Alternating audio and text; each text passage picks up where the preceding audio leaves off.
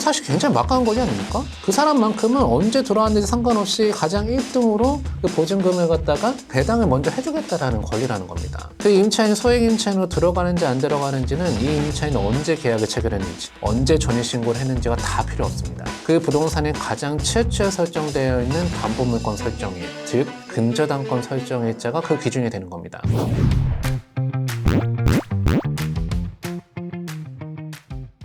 자, 그 다음 내용으로 배워볼 거는 임차인의 최우선 변제권에 대해서 같이 한번 공부해 보도록 하겠습니다. 방금 전까지 배우셨던 거는 우선 변제권에 대해서 배웠어요. 그 임차인이 확정일자 언제 받았냐, 그 날짜 기준으로 해서 배당 순위가 정해지는 걸 우선 변제권이라고 얘기를 하면은, 이 최우선 변제권이라고 하는 건 그런 배당 순위에 상관없이 항상 1등으로 배당받을 수 있는 권리를 최우선 변제권이다, 이렇게 얘기를 합니다. 사실 굉장히 막강한 권리 아닙니까? 그 사람만큼은 언제 들어왔는지 상관없이 가장 1등으로 그 보증금을 갖다가 배당을 먼저 해주겠다라는 권리라는 겁니다. 그럼 이런 최우선 변제권은 어떤 사람한테 그런 최우선 변제권이 있느냐? 그 임차인들 중에서도 보증금이 소액의 임차인들, 그런 영세한 임차인들은 특별히 더 보호를 해줘야 되겠다라고 해서 만들어진 제도가 소액 임차인의 최우선 변제권이라고 하는 제도다. 즉, 그 보증금이 소액인 임차인들은 최우선 변제권이라는 권리를 행사할 수가 있는데요. 마찬가지, 최우선 변제권을 행사하기 위해서는 일정한 요건이 필요합니다. 그 요건은 어떤 것들이 있는지 지금부터 같이 한번 배워보도록 하겠습니다.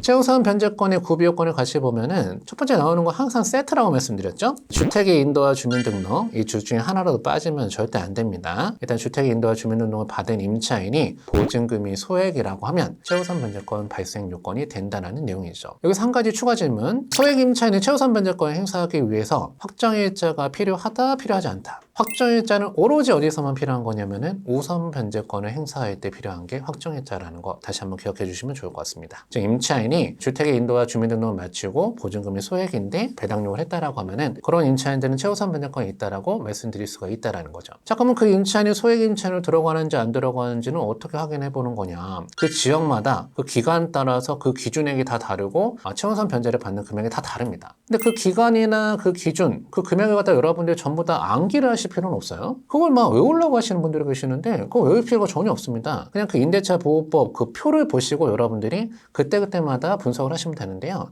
그 내용은 방금 전에 보셨던 타워팰리스 사례를 다시 한번 봐보면, 여러분들이 이 옥션원이라고 하는 사이트를 보시면요, 밑에 하단으로 내려가 보면은 임대차 보호법 링크가 있어요. 이 임대차 보호법 링크를 클릭해 보면은 그 소액 임차인에 대한 그 범위를 확인할 수가 있는 표를 여러분들 보실 수가 있습니다. 물론 이 표는 이제 링크를 타고 들어가셔도 되고 네이버나 다음 그런 포털창에다 검색을 하셔도 나오긴 하지만, 이렇게 링크를 타고 들어가면 조금 더 보기 편하시겠죠? 자, 그 기준 한번 봐보면은 가장 최근 기준으로는 2021년 5월 11일 이후부터는 서울특별시는 1억 5천 이하는 5천만 원까지다, 이렇게 되어 있습니다. 이 말이 지금 무슨 말이냐? 2021년 5월 11일 이후 기준부터는 서울특별시에서 보증금 1억 5천만 원 이하는 소액 임차인으로 보겠다라는 거고, 그 보증금 중 5천만 원까지는 묻지도 따지지도 않고 가장 최우선적으로 배당을 해주겠다는 그런 내용입니다. 그렇기 때문에 2021년 5월 11일 이후에 계약을 체결하는데 서울시에 보증금 5천만 원 이내로 계약을 체결하게 된다라고 하면은 그 사람에 대한 권리관계는 어느 정도 안전하다, 이렇게 볼 수도 있다라는 거죠. 왜냐면 5천만 원까지는 묻지도 따지지도 않고 최우선 변제해주기 때문에. 그 외에 수도권이나 용인, 화성, 김포, 세종시 같은 경우는 1억 3천 이하는 4,300만 원까지. 그다음 광역시, 안산, 광주, 파주, 이천, 평택까지는 7천만 원 이하는 2,300만 원까지. 그 밖의 지역은 6천만 원 이하는 2천만 원까지, 이렇게 되어 있습니다. 그렇게 되면 여러분들이 내가 소액 임차인으로 들어가는지 안 들어가는지, 과연 내가 보증금 중 얼마까지를 최우선 변제를 받을 수가 있는지가 궁금하다라고 하면은 이 표를 보면서 여러분들 그 내용 확인하시면 된다. 자, 여기서 이제 간단한 사례를 만들어 보면서 그 임차인이 소액 임차인 들어가는 사례인지 아닌지에 대한 거를 여러분들과 같이 공부를 한번 해볼게요. 자, 이 표를 같이 한번 보면서 공부를 해봤을 때 예를 한번 들어볼게요. 어떤 임차인 어떤 집에 임대차 계약을 체결했는데 그 집에 최초에 설정된 근저당권 설정일자는 언제 설정됐냐면요, 예를 들어서 최초의 근저당권 설정일자는 2020년 2월 9일이었다. 근데 그 임차인이 그 집에 임대차 계약을 체결해갖고 전입신고를 한 날짜는 언제 전입신고를 했냐면요, 2023년 2월 9일날 그 집에다 전입신고를 했다. 이렇게 한번 봐볼게요. 이 임차인이 그 계약을 체결한 집은 서울시에 소재하고 있는 집이고요. 그때 당시 임차인에 대한 보증금은 얼마였냐면은 1억 3천만 원이었다. 이렇게 본다라고 하면은 이 임차인은 과연 소액 임차인이 맞는가 아닌가를 여러분들하고 같이 한번 판단 한번 해보는 겁니다. 이 임차인은 소액 임차인 맞습니까, 아닙니까?